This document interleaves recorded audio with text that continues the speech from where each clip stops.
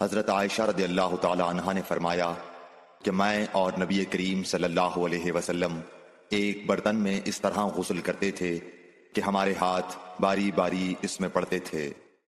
حضرت عائشہ رضی اللہ تعالی عنہا نے فرمایا کہ جب رسول اللہ صلی اللہ علیہ وسلم غسل جنابت فرماتے تو پہلے اپنا ہاتھ دھوتے۔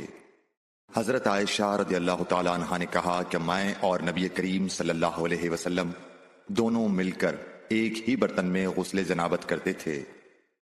نبی کریم صلی اللہ علیہ وسلم اور آپ کی کوئی زوجہ مطہرہ ایک برتن میں غسل کرتے تھے۔ میمونہ بنت حارث رضی اللہ تعالی عنہا نے کہا کہ میں نے حضرت صلی اللہ علیہ وسلم کے لیے غسل کا پانی رکھا اور پردہ کر دیا۔ آپ نے پہلے غسل میں اپنے ہاتھ پر پانی ڈالا اور اسے 1 یا 2 بار دھویا۔ سلیمان اعمش کہتے ہیں کہ مجھے یاد نہیں راوی سالم بن ابی الجعد نے تیسری بار کا بھی ذکر کیا یا نہیں۔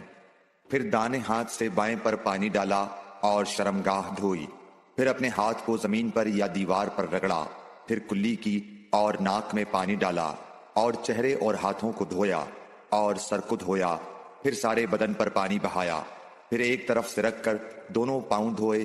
بعد میں نے ایک کپڑا دیا تو آپ نے اپنے ہاتھ سے اشارہ کیا اس طرح کہ اسے ہٹاؤ، اور آپ نے اس کپڑے کا ارادہ نہیں فرمایا۔